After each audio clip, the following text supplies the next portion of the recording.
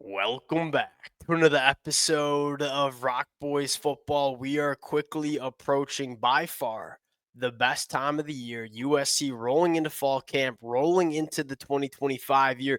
We say it every single offseason. Look, fall camp, this is the time period where you learn most about these rosters and about these players. And spring practice is fun.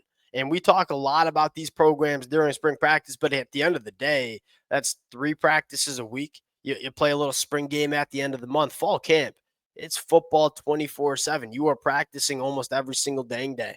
You are in meetings every single day. You kind of start to figure out, hey, not only who our best players are and who our difference makers are, but hey, who are the guys that we can trust on the football field? Who are the guys that are showing up every single day, being consistent difference makers and reliable ball players for us? That's what we figure out in fall camp. A lot of really fun questions that we are looking for answers to for this USC program as they roll into fall camp. This is how we're going to start off our fall camp preview episodes. I'm fired up. As much as I love talking the recruiting trail, this is the best part about the sport. Before we get into it, as always, the USC fans, I can't thank you guys enough for the summer month support that y'all have shown. It for me personally, it was so fun breaking down commitments and talking about visit weekends and just talking about this USC football team looking a little different on the recruiting trail. And I'll just come out and say it. I mean, the amount of support y'all show to the fellas. I found myself on Saturdays. It's hard not to root for this USC football team. I'm a Michigan fan, born and raised. You find me rooting for USC pretty much every single day Saturday because of the support this fan base shows the boys. So appreciate you guys. If y'all do enjoy the content, consider subscribing to the channel. Without further ado, let's get into it. Now, I want to start with a really fun conversation, and that is overarching. What is the engine or identity of this USC football team? And I think for the first time in Lincoln Riley's head coaching career, the engine or identity of this football team might lie on the defensive side of the football. There's two things I know about this USC football team on defense. One, from a personnel standpoint, this is the best it's been for Lincoln Riley at USC. Now, I think it's going to get better over the coming years, especially when you look at what's coming in that 2026 cycle. It's hard to deny that this is the most complete and talented USC defense we have seen. But I think the second and most important conversation is this USC coaching staff. It might be the best in the country. If not the best, it's one of the best. And why do I say that? Well, go look at USC last year. I mean, one, they massively improved on the defensive side of the football year one under this new defensive coaching staff. 24.1 points per game allowed. That was 46th in the country. Now, those aren't world-beating numbers by any means. USC only had one NFL draft pick and from that 2024 defense. The personnel of that USC defense in 2024, it was not good. It was closer to the bottom half of the Big Ten.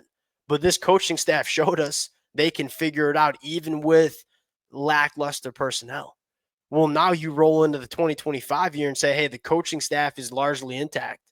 You arguably kind of upgrade with Rob Ryan taking over the linebackers, but the personnel is significantly better than what it was in the 2024 year. This is a team that we're sitting here in the middle of July, and I think for the first time in Lincoln Riley's head coaching career, we have more trust on the defensive side of the football. And I think Lincoln Riley would probably tell you the exact same thing. Now, that's not me getting up here and saying that this USC offense ain't going to be good. Look, anytime Lincoln Riley's your head ball coach, I'm going to have blind trust in the offense figuring it out. But the first time in a really long time, we have some real trust on this defensive side of the football. And that especially in the Big Ten, that matters. I think historically the identity of a US or I should say a Lincoln Riley coach team is we just going to score more points than you. Now that was look, Lincoln Riley's had a lot of success with that identity over the last decade of him being a head coach. But when he started playing some of the best teams in the country, going back to his time at Oklahoma, making the college football playoffs, that was something that held him back. If you want to win at the highest level in the Big Ten, go look at Michigan or go look at Ohio State, go look at Penn State. Yeah, they have solid offenses, but they are led on the defensive side of the football. And I think for the first time in Lincoln Riley's coaching career, that's what we're saying about this football team rolling into 2025. Now, getting into some more nitty-gritty conversations, if you will, I think one of the more fascinating conversations is this linebacker room.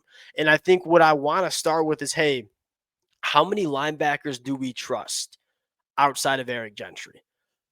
Look, I've been very vocal. I think Eric Gentry might be, when healthy, Eric Gentry might be the most impactful off-ball linebacker that you see in the entire country. Now, why is this conversation so important? Look, if you want to maximize what Eric Gentry can be, that means using him in a lot of different ways. That kind of, figuratively letting the leash off Eric Gentry, letting him go rush the pass, or whether it's the A or B gap, whether it's coming off the edge. If you want to get really creative with how you use Eric Gentry, which is very clearly what USC wants to do, you got to have some other off-ball linebackers that can step up and do some of the basics.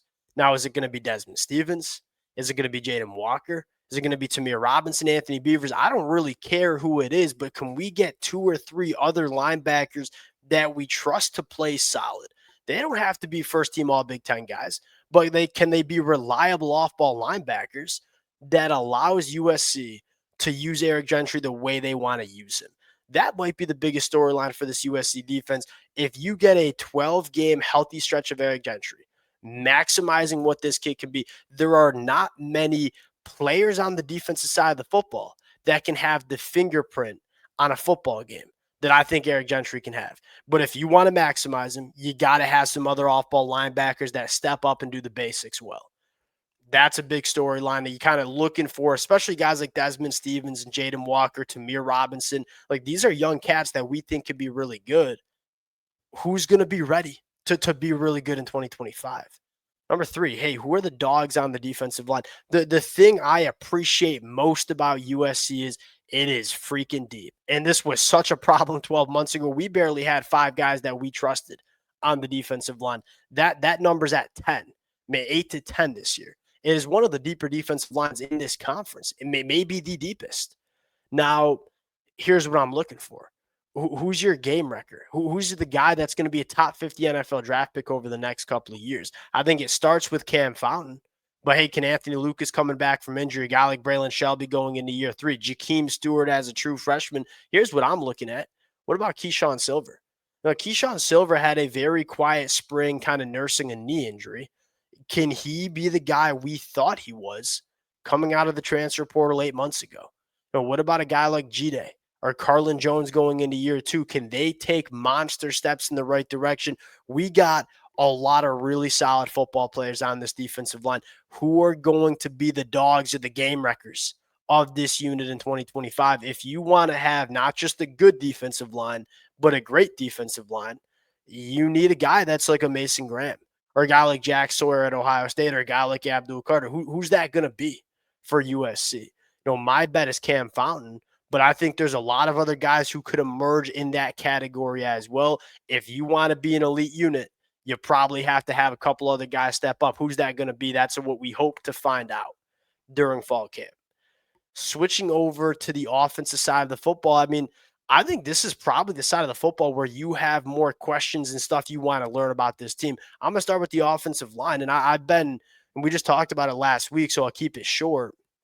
I think the starting 5, or at least the projected starting 5, if DJ Wingfield gets the eligibility of which we think he'll get, I think it should be a very, very solid unit for USC. The way I could see things going the wrong direction quickly is if USC gets banged up on the offensive line and has to lean on some guys that we're not sure if they're ready. The thing I'm looking for the most out of fall camp is, can we get that number to 8? I think we're at 6 right now. I think the starting 5 plus a guy like Justin T, those are guys that you can trust. Maybe a guy like Killian O'Connor you can throw in that category as well. I want to get it to 8. Whether that's a guy like Hayden Treater, whether that's a guy like Makai or Micah, we want to get that number a little higher. So if USC, going on the road and playing a Big Ten team, say, hey, we got to say DJ Wingfield has to miss a game. Is the guy that's going to slot in for DJ Wingfield, is he going to be a solid football player that doesn't allow this offensive line to kind of fall apart? The biggest question I think I have for this USC football team is how deep they are on the offensive line and what it would look like if you have an injury or two up front. During fall camp, look, I'm going to be reading for the starting five because I want to hear that they're doing what they need to be doing during fall camp. But I'm going to be looking at some of those guys in the two deep saying, hey, who are the guys that we can trust in 2025 if we need to? If you want to go make a run in the college football playoffs, there's going to be a point where you have to access depth on the offensive line. Can USC have the ability to do that? Number 5, this is another sneaky one. How healthy is Jaden? And can his legs get more involved in this USC offense in 2025? One of the more insightful things that I gathered during this offseason was Lincoln Riley was pretty vocal. Like Jaden was banged up, had a knee injury, like wasn't 100% healthy as an athlete. Go back and look, am I going to get up here and say Jaden is like a Lamar Jackson 2.0 or a Cam Newton? No, I'm not. But he is 6'4", 230, and a pretty dang solid athlete. He's a guy that his legs can be at least a threat for this USC offense in a way that Miller Moss's last year just weren't. He had 23 missed tackles forced as a redshirt freshman at UNLV in 2023. I'm looking at Jaden and saying, hey, how healthy is he? And then number 2, if he is healthy, which we presume he will be, how much are we going to get his legs involved in this USC offense? Especially in the red zone, because I'm looking at some of these numbers and say, all right, USC last year, 6.2 yards per play. That was 18th in the country. You know, that was a top 20 offense in terms of yards per play. In scoring, it was 40th. You know, there was a little bit of a discrepancy in terms of, hey, we're moving the football a lot, but the points aren't necessarily going up on the board the way we're moving the football. Well, what does that tell us? When we're moving the football and get into the red zone, we're not coming away with 7 points enough. I look at Jaden, 6'4", 230, and say, hey, you want to kind of take it up a notch in the red zone and score a little bit more touchdowns and have a little bit more success with those short yardage situations. Well, you got a quarterback that is 6'4", 230 pounds.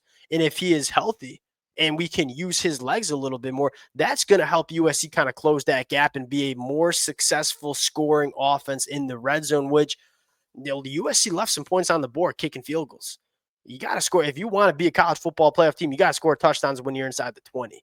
Having Jaden healthy and having the access to Jaden's legs, really big storyline in fall camp. Last one, kind of coinciding with Jaden's legs, is Wayman Jordan the guy? Is he the RB1? Is he the guy that can go for over 1,000 yards rushing?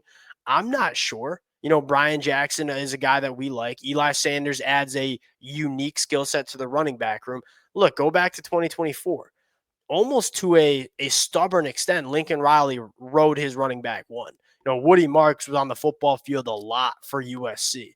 Even when I was up here banging the table for Quentin Joyner to get a little bit more buzz or a little bit more burn, you might say.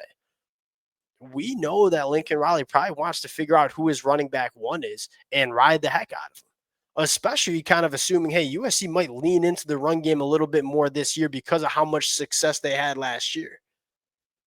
Is Wayman Jordan that guy that can be a all Big Ten caliber dude? It's a question we have, and I'm not sure if we'll get that answer until the season kicks off.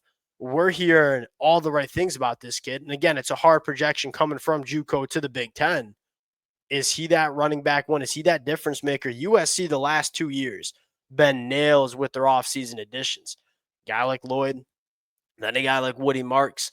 Can it be Wayman Jordan this year going into 2025? Can he be the guy that's 25 plus carries for $120 every single game? That's certainly a possibility, and that's something we kind of look forward to hearing from fall camp. That's what I got right now. Hey, who steps up at wide receiver 3? Certainly a question that we've talked a lot about as well. What about Hassan Longstreet? Like, well, what's he going to look like in fall camp as a true freshman? So many fun storylines that we get to talk about over the next couple of weeks. We'll close it there. Appreciate you guys. Hey, if y'all do enjoy the content, consider subscribing to the channel. Appreciate you guys. A lot to talk about over the next couple of weeks, and we'll talk to y'all later.